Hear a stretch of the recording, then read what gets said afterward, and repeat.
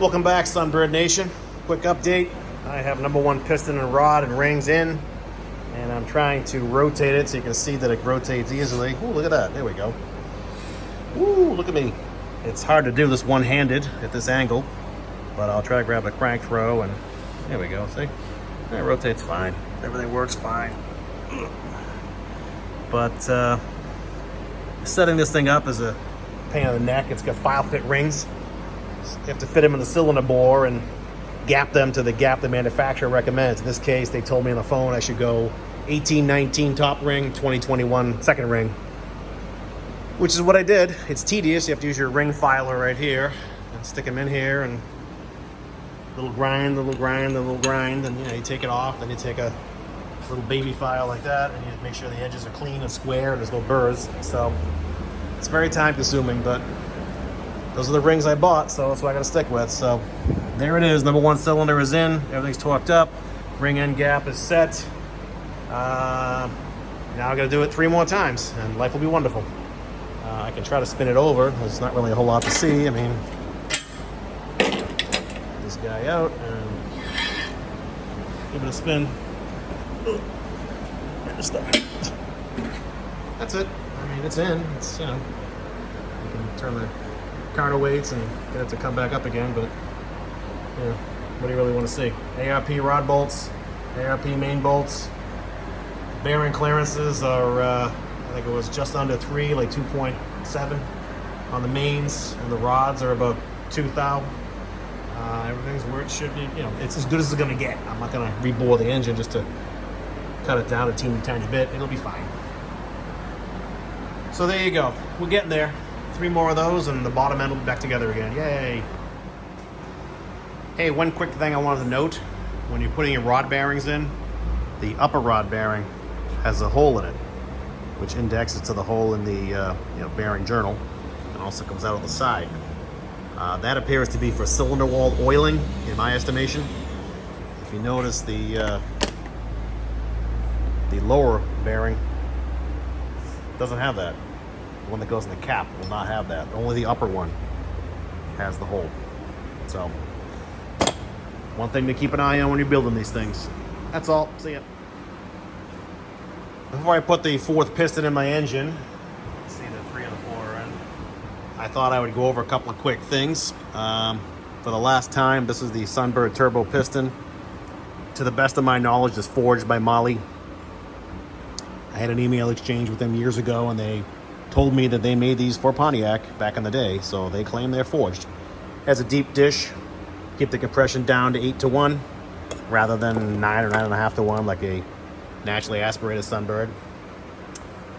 These are my total steel rings. This is your number 3 ring. It has the expander rail and the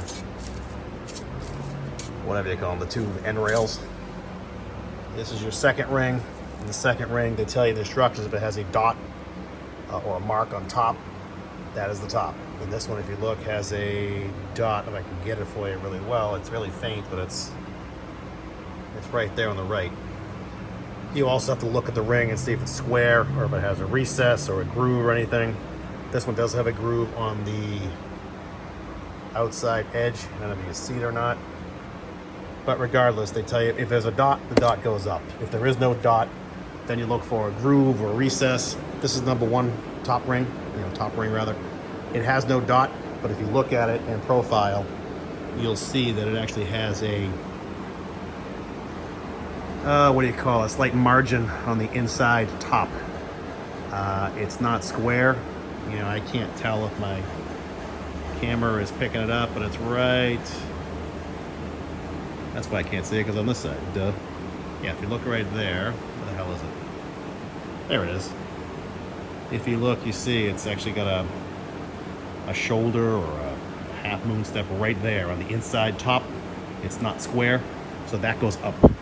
Tells you the instructions. You always have to read your instructions. And I wrote down notes when I talked to the guy on the phone, and he gave me the part number. He also told me the ring gap. You want 18, 19 on 1, 2, 20 or 22 on the second ring, and then 220, 280 was the finish. I believe my boy Scott honed the cylinders at 250, 250 finish rather. So the last thing I want to show you is a ring filer. I think I showed this before, but if I didn't, I'll show it to you now. These are file fit rings. So my engine is standard. You could buy a standard ring, throw it in, the gap is the gap, that's it. But with file fit rings, they're a little larger. So you actually file the ends of the ring to get the gap that the manufacturer wants. So in my case, they had told me 1819 top, 2022 on the second ring. So you put the ring on the cylinder and you square it, and then you check this end gap with a feeler gauge, see what you have.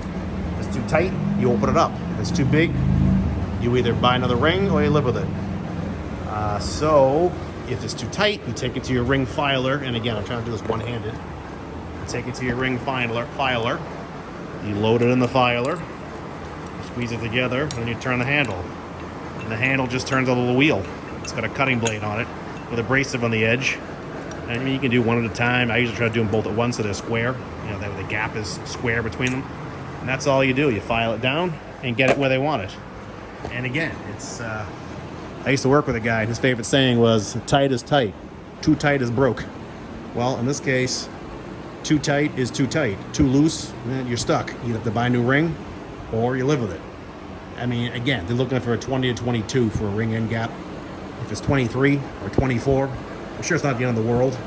I mean, if you watch the sloppy mechanic guys, they take stock LS motors, pop the stock rings and pistons out, gap them at 30 and throw them back in. I mean, Jesus. I think whatever I'm doing is a cut above that. But, anyway, that's how you do it. I figured I'd show you on this last piston before it goes in. Really no other magic in this thing. That's all there is to it. I showed you the rod bearing, and that the top bearing has a feed hole, which I'm sure spits out oil in the cylinder wall. And that one's got 2 holes in it. I don't know why it has 2. We only need 1, but whatever the case. And the bottom one has no hole at all. Boom, there's the bottom, the cap side. So that's it. I'm gonna measure this ring end gap, set the ring where I need it, put it together, and call the bottom end done. So stay tuned for more fun.